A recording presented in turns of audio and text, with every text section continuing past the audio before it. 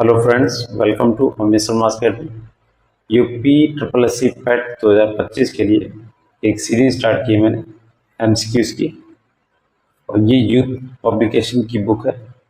इसमें आपको जितने भी यूपी ट्रिपल एस सी ने एग्ज़ाम्स कराए हैं उन सभी के पेपर्स चैप्टर वाइज और टॉपिक वाइज मिलेंगे। तो इसमें मैंने एक दो वीडियोस अपलोड किए हुए हैं, आप जाके देख सकते हैं। प्लेलिस्ट अलग से बना दी जाएगी। और बाकी घटना चक्र की मैंने थियोरेटिकल वाली क्लास भी कराई हुई है, उसकी भी प्लेलिस्ट बनी हुई है। इसमें आपको जो मैं अभी करा रहा हूँ वो हाईलाइटेड पोर्शन है, ठीक है। जो हाईलाइटेड आपका 2023 से 25 का, उसको भी मैं करा रहा हूँ। इसके बाद चैप्टर वाइज एमसीक्यूज आएंगे। तो ये भी एमसीक्यूज ही, लेकिन 2023 से 25 में जो एग्ज़ाम हुए हैं यूपी ट्रिपल एस सी द्वारा, तो उनको हाईलाइट किया गया है। इसमें आपके जो भी 12 से 15 टॉपिक हैं उन सभी को पहले देखेंगे। फिर आपका सेक्शन वाइज हिस्ट्री का अलग से पूरा मैराथन, और आपका भूगोल इस तरीके से चलेगा। तो आज देखेंगे इकोनॉमिक्स का, अर्थशास्त्र वाला, फिर आपका पॉलिटी का आएगा, अर्थशास्त्र का, और भारतीय राष्ट्रीय आंदोलन और भूगोल इतिहास मैंने करा दिया, जाके देख सकते हैं। देखिए, ये 2024 में पूछा गया क्वेश्चन, योजना आयोग तथा पंचवर्षीय योजनाओं से संबंधित जो भी फैक्ट हैं। पहला क्वेश्चन है, निम्नलिखित में से कौन सा श्रम अर्थशास्त्र अनुसंधान के लिए नीति आयोग के तहत एक स्वायत्त संस्थान है?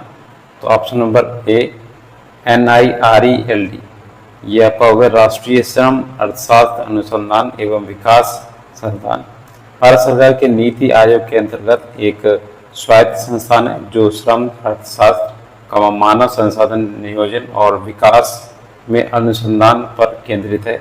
इसकी स्थापना 1962 में institute of employed man power research IAMR के रूप में की गई है, और वर्ष 2014 में इसका नाम बदलकर NILERD कर दिया गया था। अगला देखिए, दूसरा क्वेश्चन है, पांचवी योजना जो है, इसका अंतिम मसौदा तेल की कंपनी कीमतों में बढ़ोतरी और गेहूं के थोक व्यापार पर सरकारी नियंत्रण की विफलता के कारण बढ़ती मुद्रास्फीति से उत्पन्न आर्थिक संकट की पृष्ठभूमि में, ऑप्शन नंबर देखिएगा, ये DP धर द्वारा तैयार और लॉन्च किया गया था। ये देखिए 2024 का है, IITI का इंस्ट्रक्टर पेपर है। भारत की जो पंचवर्षीय योजना थी 1974 से लेकर 1979 तक, अंतिम मसौदा बढ़ती मुद्रास्फीति से उत्पन्न आर्थिक संकट की पृष्ठभूमि में तैयार किया गया था, जो मुख्य रूप से 1973 में तेल की कीमतों में बढ़ोतरी और गेहूं के थोक व्यापार को नियंत्रित करने के सरकार के असफल प्रयास के कारण था। योजना का जो अंतिम मसौदा DP धर यानी दुर्गा प्रसाद धर के मार्गदर्शन में तैयार किया गया और शुरू किया गया था, जो उस समय योजना आयोग के उपाध्यक्ष थे।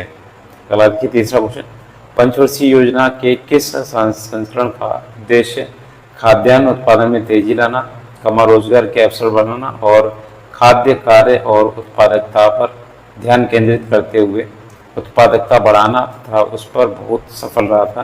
तो ऑप्शन नंबर डी, ये सातवीं थी। ये सातवीं पंचवर्षीय जो आपकी 1985 से 90 के बीच में हुई थी। इसका उद्देश्य खाद्यान्न उत्पादन में तेजी लाना, रोजगार के अवसर बढ़ाना, खाद्य कार्य और उत्पादकता पर ध्यान केंद्रित करते हुए उत्पादकता को बढ़ाना। ये योजना सफल रही और अपने निर्धारित लक्ष्य यानी 5% से अधिक 6% की वृद्धि दर प्राप्त की थी। तो ये सफल मानी जाती है। अगला देखिए, चौथा क्वेश्चन है, इसमें आपके कथन और परिणाम दिए गए हैं। देखिए, द्वितीय पंचवर्षीय योजना में औद्योगिकीकरण को महत्व दिया गया। परिणाम, सार्वजनिक क्षेत्र में 3 स्टील उद्योग स्थापित किए गए और निजी क्षेत्र में आधुनिकीकरण किया गया।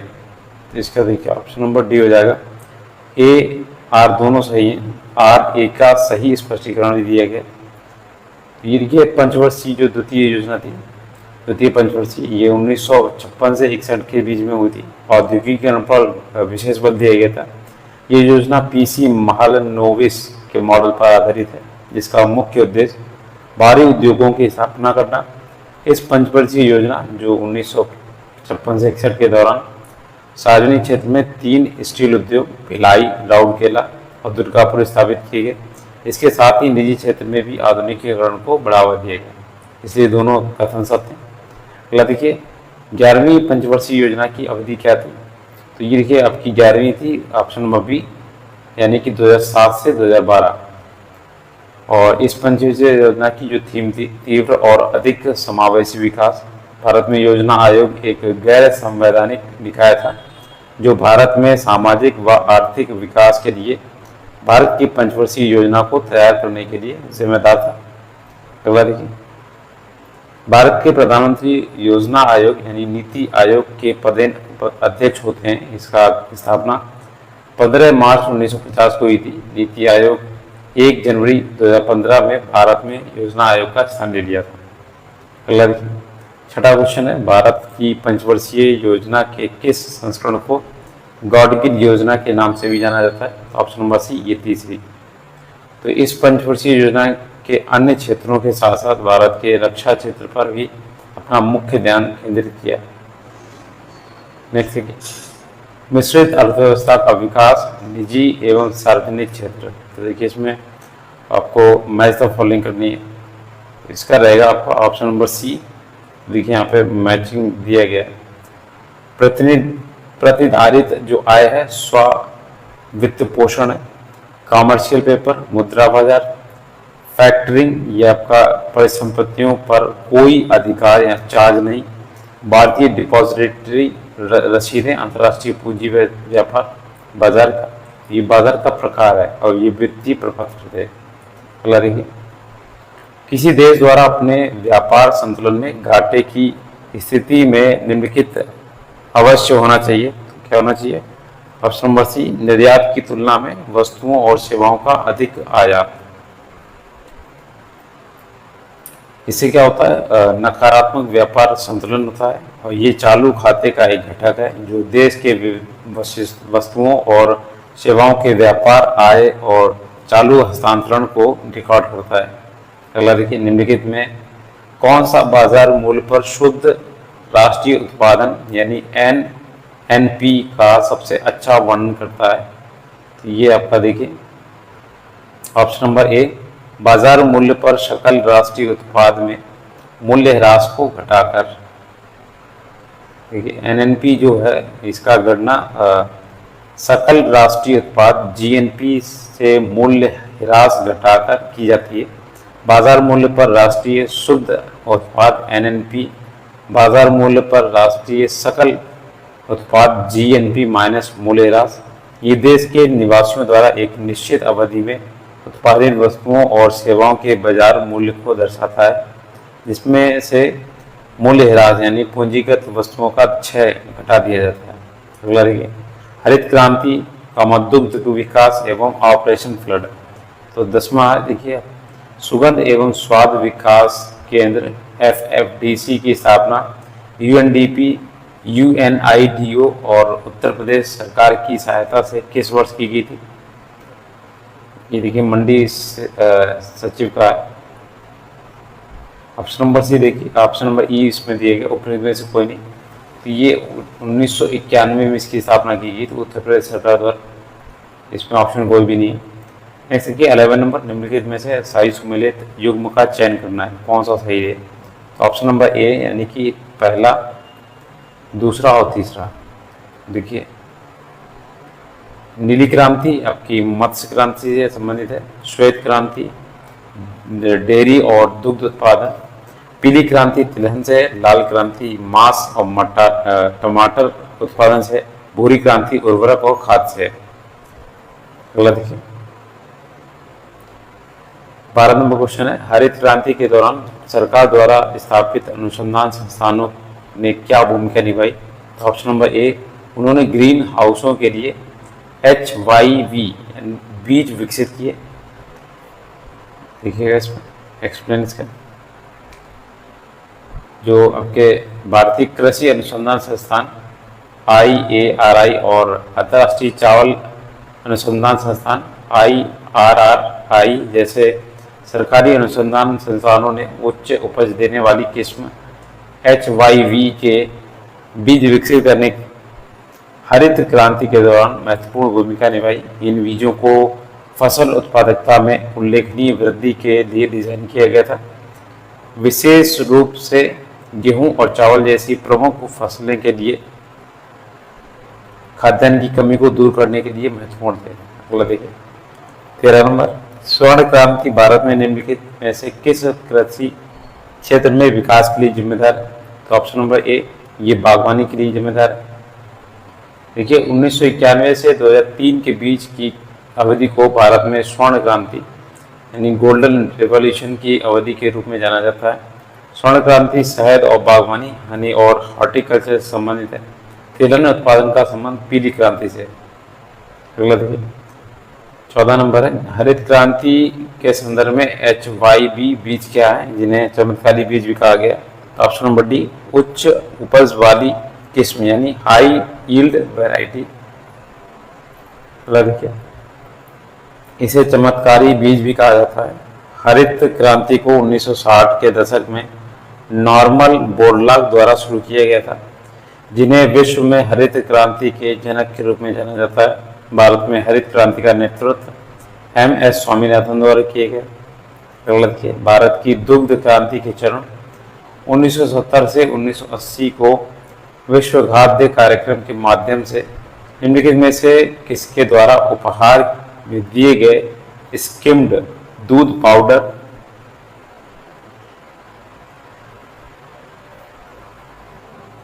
और मक्खन तेल यानी बटर ऑयल की बिक्री से वित्त पोषित किया गया था?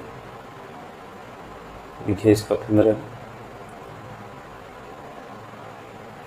भारत की दुग्ध क्रांति के चरण 1970 से 80 को विश्व खाद्य कार्यक्रम के माध्यम से यूरोपीय संघ और फिर EEC यानी उपहार में दिए गए स्किम्ड दूध पाउडर और मक्खन तेल की बिक्री से वित्त पोषित किया गया था।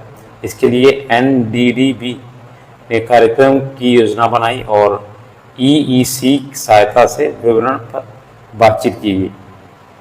नेक्स्ट, बैंकों का राष्ट्रीयकरण तथा सुधार। 16 नंबर क्वेश्चन देखिए, भारतीय रिजर्व बैंक के बारे में निम्नलिखित कथनों पर विचार करना है और देखना है कौन सा सही है। देखिए ऑप्शन नंबर ए यानी कि पहला और दूसरा इसका सही है।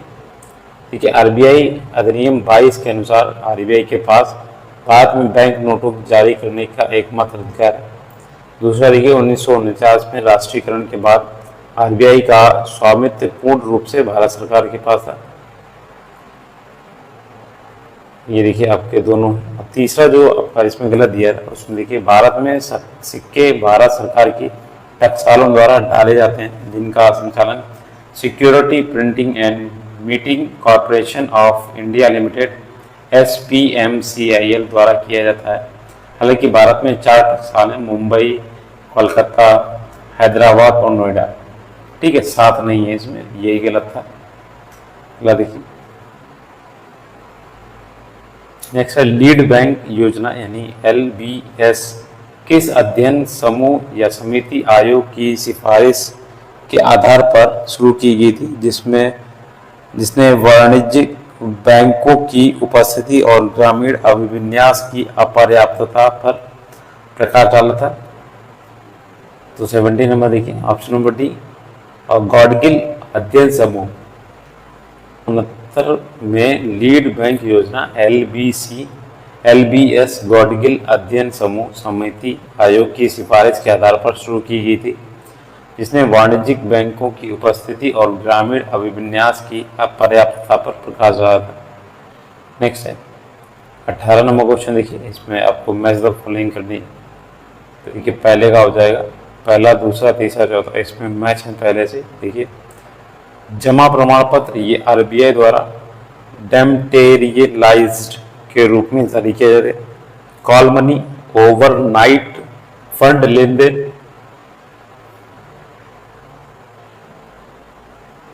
वाणिज्यिक पत्र ये 7 दिनों से 1 वर्ष के बीच परिपक्वताओं के लिए जारी किया जाता है। ट्रेजरी बिल ये शून्य कूपन प्रतिभूतियां। अगला देखिए निम्नलिखित में से कौन सी भारत में डाकघर बचत खाते का विशेषता नहीं? तो ऑप्शन नंबर बी, ये देखिए खाता केवल चेक से खोला जाता है, ये नहीं। बाकी डाकघर में एक खाता खोला जा सकता है।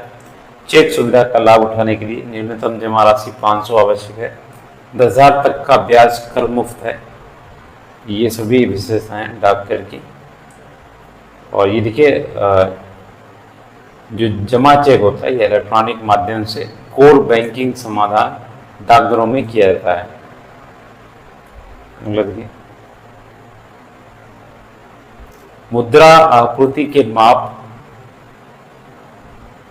शामिल नहीं है। ये ऑप्शन नंबर बी, डाकघर बचत बैंकों में कुल जमा, ये शामिल नहीं, बाकी तीनों हैं। देखते हैं, डाकघर बचत बैंकों में कुल जमा M3 नहीं बल्कि M2 का हिस्सा है। बाकी बचे विकल्प M3 मद में शामिल है। मुद्रा आपूर्ति के विभिन्न मापों को उनकी तरलता के आधार पर वर्गीकृत किया गया। M3 को मुद्रा आपूर्ति का एक व्यापक माप माना जाता है क्योंकि इसमें बैंकों के पास जमा राशि शामिल होती है। अगला देखिए, निम्नलिखित में से कौन सा डिपॉजिटरी संस्थान का एक प्रकार नहीं है? तो ऑप्शन नंबर ए, ये नाबार्ड नहीं है। बाकी इसमें देखिए ऋण संघ, वाणिज्यिक बैंक, क्रेडिट और कोऑपरेटिव सोसाइटीज। नाबार्ड एक डिपॉजिटरी संस्थान का प्रकार नहीं। ये 12 जुलाई 1982 को भारतीय रिजर्व बैंक के कृषि ऋण कार्यों और तात्कालीन कृषि पुनर्वित्त और विकास निगम के पुनर्वित्त कार्यों को समायोजित करके अस्तित्व में आया था। अगला देखिए, 22 नंबर, राष्ट्रीय बैंक प्रबंधन संस्थान NIBM की स्थापना 1969 में निम्नलिखित में से किसके द्वारा? भारत सरकार के परामर्श से बैंक प्रबंधन के में अनुसंधान से प्रशिक्षण, शिक्षा और परामर्श के लिए एक स्वायत्त शीर्ष संस्थान के रूप में की गई थी। ऑप्शन नंबर बी देखिए, रिजर्व बैंक ऑफ इंडिया। ये 1969 में की गई थी। भारत सरकार के परामर्श से बैंक प्रबंधन, अनुसंधान, प्रशिक्षण, शिक्षा और परामर्श के लिए एक स्वायत्त शीर्ष संस्थान के रूप में की गई थी, यानी कि राष्ट्रीय बैंक प्रबंधन संस्थान की। अगला देखिए, 1981 के किस अधिनियम के माध्यम से संसद द्वारा राष्ट्रीय कृषि और ग्रामीण विकास बैंक नाबार्ड के निर्माण को मंजूरी मिल गई थी? तो ऑप्शन नंबर बी, अधिनियम 61। और ये जो नाबार्ड 12 जुलाई 1982 को स्थापित हुआ था। अगला देखिए, 24 नंबर है, बैंकों के राष्ट्रीयकरण के प्रथम चरण के दौरान किस बैंक का राष्ट्रीयकरण नहीं किया गया था? तो ऑप्शन नंबर डी, ये विजया बैंक का नहीं किया गया था। ये प्रथम चरण जो था 1969 के दौरान जिन बैंकों का राष्ट्रीयकरण किया गया था उनमें शामिल है Allahabad bank, Canara bank, United bank of India, UCO bank, syndicate bank, Indian overseas bank, bank of Baroda, Punjab national bank, bank of India, bank of Maharashtra, central bank of India, Indian bank, देना बैंक और यूनियन बैंक। जबकि प्रथम चरण के दौरान Vijaya bank का राष्ट्रीयकरण नहीं किया गया था। अगला देखिए, वर्ष 2014 के पश्चात आर्थिक सुधार। इसमें देखिए कृषि सुधार, ढांचागत सुधार, श्रम सुधार और आर्थिक सुधार से संबंधित जो भी है देखते हैं। 25 नंबर है, उत्तर प्रदेश कृषि उत्पादन मंडी अधिनियम 1964 की धारा 7 के अनुसार किस स्थिति में राज्य सरकार किसी मौजूदा प्रमुख मंडी प्रारंभ को समाप्त कर सकती है? ये हो जाएगा आपका ऑप्शन नंबर सी, यदि जनहित में आवश्यक या समीचीन समझा जाए। ये उत्तर प्रदेश कृषि उत्पादन मंडी अधिनियम 1964 की धारा 7(2)(a) राज्य सरकार की किसी भी क्षेत्र को प्रमुख बाजार यार्ड या उप बाजार यार्ड में शामिल करने या बाहर करने या मौजूदा प्रमुख बाजार यार्ड या उप बाजार यार्ड को समाप्त करने की अनुमति देता है जब वह इसे सार्वजनिक के हित में आवश्यक अथवा जरूरी जो समीचीन समझता है। अगला देखिए 26 नंबर, बीमा में प्रस्थापन के सिद्धांत के अंतर्गत निम्नलिखित में से कौन सा कथन सही है, इसमें देखना है। तो ये आपका देखिए ऑप्शन नंबर सी वाला हो जाएगा। देखिए इसको एक्सप्लेन करते हैं। बीमा में प्रतिस्थापना के सिद्धांत के तहत एक बार जब बीमाकर्ता बीमित व्यक्ति को नुकसान के लिए मुआवजा दे देता है तो बीमाकर्ता उस दूसरे पक्ष यानी बीमित व्यक्ति से नुकसान की भरपाई करने या क्षतिग्रस्त संपत्ति पर कब्जा करने के लिए बीमित व्यक्ति के अधिकारों को ग्रहण कर लेता है। ये बीमा धारक को एक ही नुकसान के लिए 2 बार मुआवजा देने से रोकता है। बीमाकर्ता अपने को नुकसान को कम करने की अनुमति देता है। नेक्स्ट देखिए 27 नंबर, किस केंद्र प्रायोजित योजना का उद्देश्य किसानों की लाभप्रदता में सुधार करना, गुणवत्तापूर्ण भोजन की उपलब्धता सुनिश्चित करना और मिट्टी की उर्वरता और कृषि भूमि पारिस्थितिकी तंत्र को बहाल करना है। इसमें ऑप्शन नंबर डी ये है राष्ट्रीय प्राकृतिक खेती मिशन। तो NMNF एक केंद्र प्रायोजित योजना है जिसका उद्देश्य इनपुट लागत को कम करके किसानों की लाभप्रदता में सुधार करना। दूसरा है रसायन मुक्त खेती को बढ़ावा देकर गुणवत्तापूर्ण भोजन की उपलब्धता सुनिश्चित करना। तीसरा है प्राकृतिक और पुनर्योजी कृषि पद्धतियों को प्रोत्साहित करके मिट्टी की उर्वरता और कृषि भूमि पारिस्थितिकी तंत्र को बहाल करना। परंपरागत कृषि विकास योजना PKVYE के तहत पंजीकृत किसानों को निम्नलिखित में से किस प्रकार की सहायता प्रदान की जाती है? ऑप्शन नंबर डी ये भागीदारी गारंटी प्रणाली यानी PGS प्रमाण देखिए। इसमें PKVY राष्ट्रीय सतत कृषि मिशन आपका है। देखिएगा इसमें जो इसके तहत एक सरकारी योजना है जिसका उद्देश्य भारत में जैविक खेती को बढ़ावा देना है।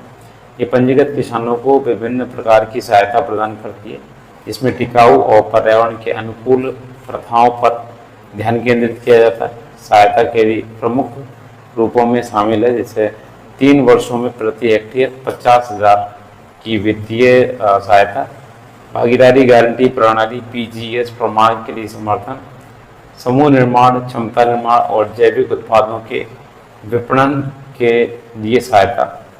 नेक्स्ट है जैविक बीज खरीद, कटाई और स्थानीय बाजारों में उपज के लिए परिवहन के लिए समर्थन। अगला देखिए 29 नंबर है उत्तर प्रदेश के कृषि उत्पादन मंडी संशोधन अध्यादेश 2020 के तहत मंडियों के उपयोग को प्रोत्साहित करने के लिए निम्नलिखित में से क्या लागू किया गया? देखिए option number A electronic trading platform के लिए प्रावधान। ये जो मौजूदा APMC अधिनियम में कई बदलाव पेश किए गए जिसमें से एक महत्वपूर्ण बदलाव इलेक्ट्रॉनिक ट्रेडिंग प्लेटफॉर्म का प्रावधान था। ये संशोधन का उद्देश्य कृषि विपणन को आधुनिक बनाना और मंडियों के भीतर ऑनलाइन व्यापार को सुविधाजनक बनाना है। नेक्स्ट देखिए 30 नंबर, इसमें आपको मैच का फॉलोइंग करना है। अनुभाग और निधि दिया गया, ये इसमें पहले से ही मैच है। देखिए उत्तर प्रदेश की कृषि उत्पादन मंडी अधिनियम 1964 के संबंध में निम्नलिखित अनुभागों और उनकी संबंधित निधियों का सही सुमिरन देखिए। इसमें 26 PPP यानी केंद्रीय मंडी निधि, सेंट्रल मंडी फंड। नेक्स्ट है 19A बाजार समिति निधि, 26B बोर्ड निधि फंड और 19B मंडी विकास निधि। अगला देखिए सामान्य परिश्रम अधिनियम 1976 के किस अध्याय चैप्टर में पुरुष और महिला के श्रमिकों को समान दरों पर पारिश्रमिक भुगतान और अन्य मामले शामिल हैं? ऑप्शन नंबर ए अध्याय 2। देखिए ये भी पैट में पूछा गया। तो ये 1976 के अध्याय 2 में पुरुष और महिला को समान दरों पर पारिश्रमिक का भुगतान और अन्य मामले शामिल हैं। नेक्स्ट है निम्नलिखित में से कौन भारतीय आर्थिक नियोजन के जनक थे? ये देखिए आपके ऑप्शन नंबर सी हो जाएगा M विश्वेश्वरैया। अगला देखिए निम्नलिखित कथनों पर विचार करना है। कथन 1 मृदा स्वास्थ्य कार्ड योजना का उद्देश्य सिंचाई के तहत कृषि क्षेत्र का विस्तार करना है। दूसरा कथन है मृदा स्वास्थ्य कार्ड योजना का उद्देश्य कृषि भूमि पर उर्वरकों के अत्यधिक उपयोग को रोकना है। देखिए आपका ऑप्शन नंबर बी कथन केवल 2 सही है। देखिए पहला वाला जो है उसको इसमें सही करते हैं। मृदा स्वास्थ्य कार्ड योजना 2015 का मुख्य उद्देश्य किसानों को उनकी मिट्टी के स्वास्थ्य के बारे में जानकारी प्रदान करना है, ताकि वे उचित उर्वरकों का उपयोग कर सकें और अपनी फसल को पैदावार को बढ़ा सकें, ना कि सिंचाई के तहत कृषि का विस्तार करना। कथन दूसरा देखिए, ये आपका पहले से सही है। जो मृदा स्वास्थ्य कार्ड का उद्देश्य कृषि भूमि पर उर्वरकों के अत्यधिक उपयोग को रोकना है, अतः जब किसानों को उनके मिट्टी के स्वास्थ्य के बारे में पता होता है तो वे आवश्यकताओं के अनुरूप ही उर्वरक का उपयोग करते हैं। अगला देखिए, बीमा विनियामक एवं विकास प्राधिकरण का मुख्यालय कहाँ स्थित है? देखिए 34 ये आपका है हैदराबाद यानी तेलंगाना में। यह वर्ष 2001 में दिल्ली से स्थानांतरित हुआ। IRDA की स्थापना सन 2000 में हुई थी। इसका IRDA का ये इसमें दिया गया बीमा विनियामक एवं विकास प्राधिकरण। अगला देखिए 35 नंबर, निम्नलिखित में से कौन सा 1991 में नई आर्थिक नीति यानी NEP के तहत रचनात्मक समायोजन कार्यक्रमों का हिस्सा नहीं था? तो इसमें ऑप्शन नंबर सी भुगतान संतुलन का समायोजन। नेक्स्ट देखिए, इसमें से आपको देखिए जो हिस्सा थे वो देखते हैं। Trade and capital inflow reform, दूसरा है इंडस्ट्रियल रिफॉर्म, तीसरा है टैक्स रिफॉर्म, चौथा है फिस्कल रिफॉर्म और पांचवा मॉनेटरी एंड फाइनेंशियली रिफॉर्म, छठा है प्राइवेटाइजेशन। जबकि भुगतान संतुलन का समायोजन माइक्रो इकोनॉमिक स्टेबलाइजेशन का हिस्सा था। अगला देखिए 36 नंबर, गन्ने के उचित एवं लाभकारी मूल्य FRP को कौन मंजूरी देता है? तो ऑप्शन नंबर सी आर्थिक मामलों की कैबिनेट समिति। ये गन्ने के उचित एवं लाभकारी मूल्य FRP को मंजूरी कृषि लागत एवं मूल्य आयोग की सिफारिश पर आर्थिक मामलों की कैबिनेट समिति द्वारा प्रदान की जाती है। अगला देखिए, निम्नलिखित में से कौन सा एक भारतीय श्रम कानून और सामाजिक सुरक्षा उपाय जिसका उद्देश्य काम करने का अधिकार यानी राइट टू वर्क की गारंटी देना है? Option number B Mahatma Gandhi राष्ट्रीय ग्रामीण रोजगार गारंटी योजना, जो आपकी मनरेगा बोलते हैं इसे। और इसका काम जो है एक भारतीय श्रम कानून है और सामाजिक सुरक्षा उपाय है जिसका उद्देश्य काम करने का अधिकार की गारंटी देता है। संविधान का अनुच्छेद जो 41 है काम करने का अधिकार राइट टू वर्क का प्रावधान करता है, जिसे महात्मा गांधी राष्ट्रीय ग्रामीण रोजगार गारंटी योजना 2005 व्यवहार में लाने का प्रयास करता है। अगला देखिए GST के बारे में। GST की कौन सी प्रमुख विशेषता क्रेडिट के निर्बाध प्रभाव की अनुमति देती है और अंतिम उपभोक्ता पर कर के बोझ को कम करती है? ऑप्शन नंबर डी गंतव्य आधारित कर। और ये देखिए आपका इस प्रत्येक चरण में मूल्य समंदर पर लागू किया जाता है। इसमें क्रेडिट का निर्बाध प्रभाव होता है और अंतिम उपभोक्ता तक इसका जो बोझ होता है वो कम होता है। नेक्स्ट देखिए 39 नंबर, ये सुनिश्चित करने के लिए कि GST का लाभ उपभोक्ताओं तक पहुंचाया जाए, सरकार ने राष्ट्रीय मुनाफाखोरी रोधी प्राधिकरण नेशनल एंटी प्रॉफिटरिंग अथॉरिटी की स्थापना की। लेकिन 1 दिसंबर 2022 से सभी GST मुनाफाखोरी रोधी एंटी प्रॉफिटेरियरिंग शिकायतों का निपटारा किस संगठन द्वारा किया जाता है? ये देखिए आपका ऑप्शन नंबर ए, ये सी वाला हो जाएगा, CCI यानी भारतीय प्रतिस्पर्धा आयोग। ये सुनिश्चित करने के लिए GST का लाभ सभी को पहुंच रहा है कि नहीं, सरकार ने राष्ट्रीय मुनाफाखोरी रोधी प्राधिकरण की स्थापना GST की निगरानी की और सुनिश्चित किया कि GST के कार्यान्वयन के कारण कोई व्यवसाय अनुचित मूल्य निर्धारण प्रथाओं और मुनाफाखोरी में शामिल ना हो। और जो GST मुनाफाखोरी विरोधी शिकायतों का अब 1 दिसंबर 2022 से भारतीय प्रतिस्पर्धा आयोग CCI द्वारा निपटाया जाता है? अगला देखिए, भारत में राष्ट्रव्यापी GST का विचार निम्नलिखित में से किसके द्वारा प्रस्तावित किया गया था? Option number C, Kelkar task force. ये जो टास्क फोर्स बनी थी सन 2000 में प्रस्तावित किया गया था। इसका उद्देश्य मौजूदा जटिल और खंडित कर जो टैक्स है ढांचे को एकीकृत कर प्रणाली में बदलना था, जो अनुपालन को सरल बनाए, कैस्केडिंग को कम करे तथा आर्थिक एकीकरण को बढ़ावा दे। तो आपका ये जो अर्थशास्त्र वाला पार्ट था वो कंप्लीट हो गया। इसमें इतने ही क्वेश्चंस थे, बाकी जब हम इसमें टॉपिक वाइज कराएंगे उसमें आपके काफ़ी प्रश्नों की संख्या मिलेगी। अगर वीडियो अच्छा लगा तो प्लीज़ शेयर कीजिएगा फ्रेंड्स साथ में, बाकी प्लेलिस्ट में बना दूंगा। और घटना चक्र का थ्योरी वाला अगर पढ़ना है आपको तो पढ़ लीजिए जाके, अभी टाइम काफ़ी है आपके पास। Thanks for watching.